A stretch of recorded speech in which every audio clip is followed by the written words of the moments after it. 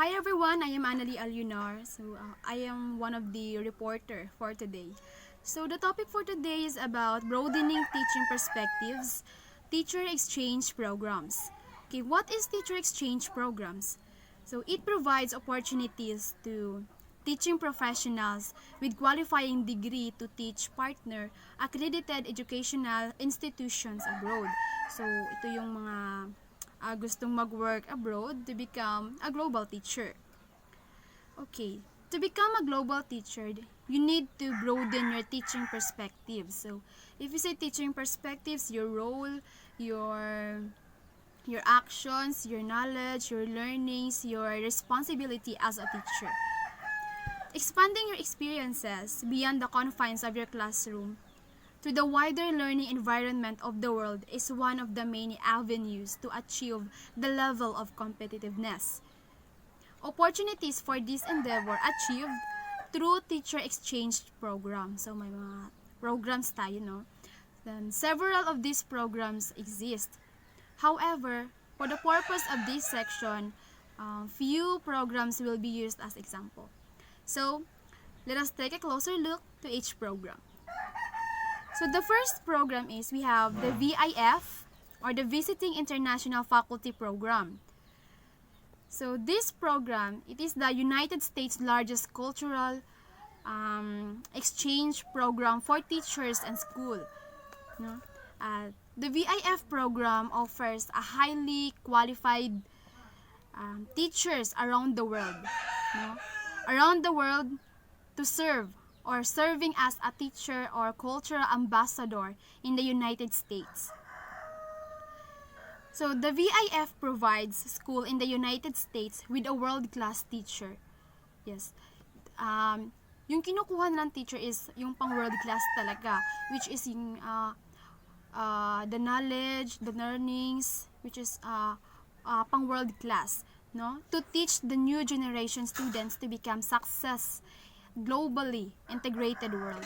So, which is hindi siya basta-basta, no? So, they want a teacher which is which is qualified as a world-class teacher. Okay.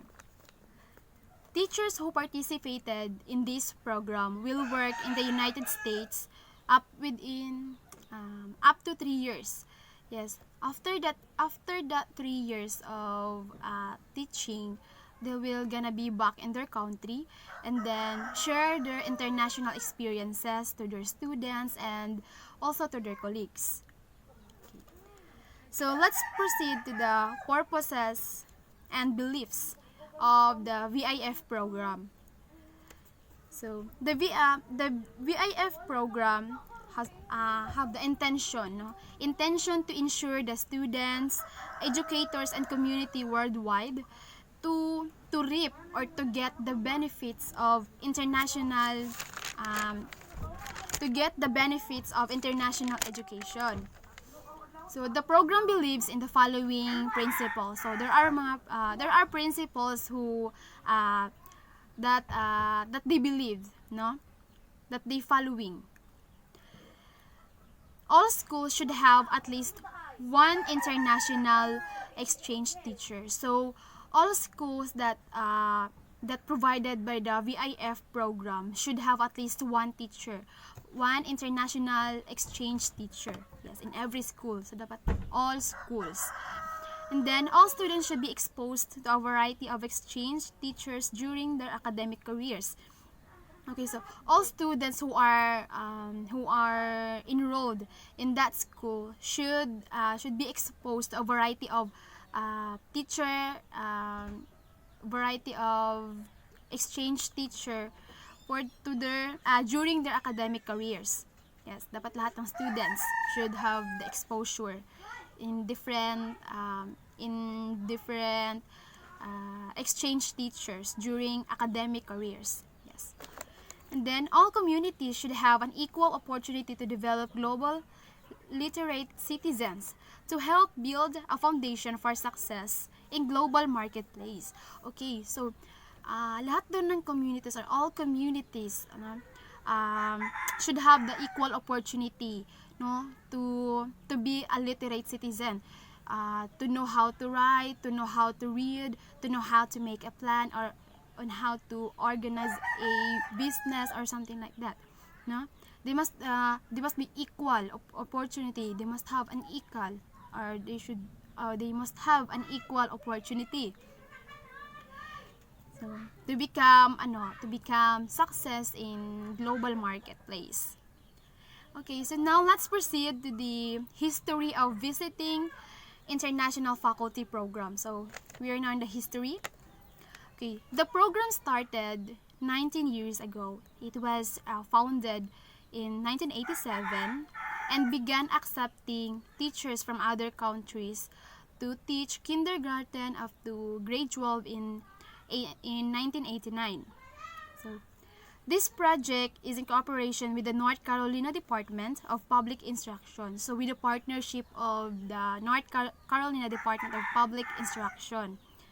So, there are first 12 teachers. Yes, the first 12 teachers, the first 12 international exchange teachers. So, no, teach in Carolina countries. Yes. Yes, the first 12 they teach in North Carolina countries as a foreign language teachers. So in 1996, the North Carolina Department of Public Instruction asked the VIF program to recruit more teachers, not to different subject areas. So So the VIF teachers work in expanded areas. So they now start lumaki na yung cooperation, no? Lumaki na yung partnership. So those international teachers, no, they teach na in different country, including in different areas, including the states of South Carolina, Georgia, Virginia, Maryland, Florida, and California. Yan. So the international teachers, so those teachers na recruits, they are from more than 50 countries in the world. Yes, 50 countries, such as Australia, Canada, Chile, Ecuador, New Zealand, Spain, including Philippines. So that is why there were several Filipino teachers, yes, who participated in this program, in this visiting international faculty program. So let's proceed to the next program, which is the Fulbright Teacher Exchange Program. Okay, since 1946, the Fulbright Teacher Exchange Program helped the 23,000 teachers and school administrators to promote mutual understanding between United States and other countries of the world. So for U.S. teachers, this opportunity involves a year or semester direct exchange with a counterpart in another country teaching the same subject at the same level. So under this program, the K-12 teachers visited other countries to work with their counterparts, share best practices in instructions and assessments, enrich students' knowledge of other countries, and build network for teachers. So there are 30 countries, including Philippines, no, who participating the Fulbright Teacher Exchange Program. So since our country is participating in this program, so in the future, we maybe also become a Fulbright Teacher Exchange Program. So the program in the Philippines is managed by the Philippine American Educational Institution. So that is the Fulbright. That is Fulbright Teacher Exchange Program. Okay, so let's proceed to the next program, which is the Inter-African Teacher Exchanges. Okay, this program established since 1994. The objectives of this program are to provide opportunity for African teachers to learn from the teaching environment in other African countries. So, it was designed to help African ministers of education use existing regional capacities, no, in order to learn from others' innovation and solutions, yes, to common educational challenges. During the startup year, it is proposed that 20 African teachers be provided exchange visits within a school or schools in other African country. So the yes, the African country. So the 10 teachers there was selected from the southern African countries that will travel to respective neighboring countries within to work in school within over a period of 2 weeks. Yes. So the two from each of the 5 countries will be selected. So the Malawi, the Mozambique, the Namibia, South Africa, and the Zimbabwe. And then the 10 African teachers left was selected from West and East African countries that will travel to respective neighboring countries, no, to work in school within over a period of 2 weeks also. So the two from each of the 5 countries will be selected: the Benin, Mali, Morocco, Senegal, and Uganda. So the teacher will travel to neighboring countries to work for over a period of 2 weeks. Yes, 2 weeks, after which in pairs they will engage in the following activities. So may mga activities na they will gonna follow. Okay, so the activities are be stationed at one school for 1 week and another school for another week. Okay, for example, so in this week is the school is the Stratford International School, and then in the next week other school na naman, for example the Notre Dame, yan. And then observe teaching in the said teacher subject. So be an observant, so you should observe what the teacher is being said.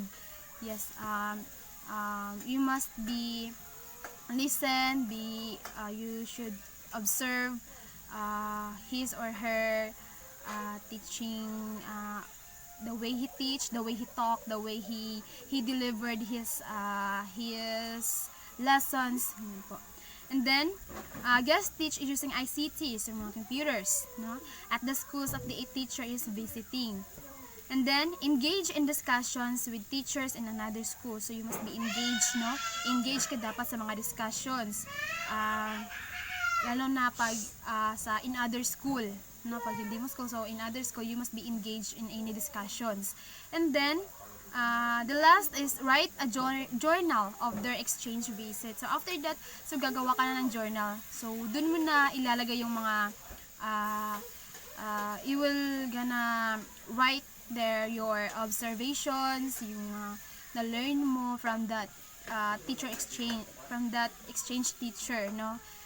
Your observations are regarding the topic, yes, that he teach to you, the learnings, the experiences. Yes, you may put that into your journal. So that's it. That is the Inter-African Teacher Exchanges. Okay, so let's proceed to the 4th program, which is the Canadian Educators Exchanges. The Canadian Education Exchange Foundation is a non-profit organization or foundation which handles both student and educator exchanges. The International Educational Exchanges offers educators and their students an opportunity to broaden or widen their knowledge, their understanding in others' culture, costumes, and languages. So, exchanges are rewarding, but there are some factors that needed for considerations. Okay. In Alberta, there are two kinds of exchanges that possible for powerful we call this powerful professional development experiences. So these are the 1-year exchanges and the short-term exchanges. So if we say 1-year exchanges, it is enable teachers to swap their job, or what we call their homes, to other teachers in different countries such as Australia, New Zealand, United Kingdom, and United States, Germany, and in others, in a period of 1 year. Yes, in a period of 1 year. So during this time, the teacher continues to be paid by his or her school in Alberta. And when the year is over, or after 1 year of swapping their job, and they will be get back to their original position in Alberta. So the next we have the short-term exchanges. So if we say short-term exchanges naman, ano lang ito siya, during spring or summer holidays. So not 1 year, unlike sa 1-year exchanges. So during spring and summer holidays lang.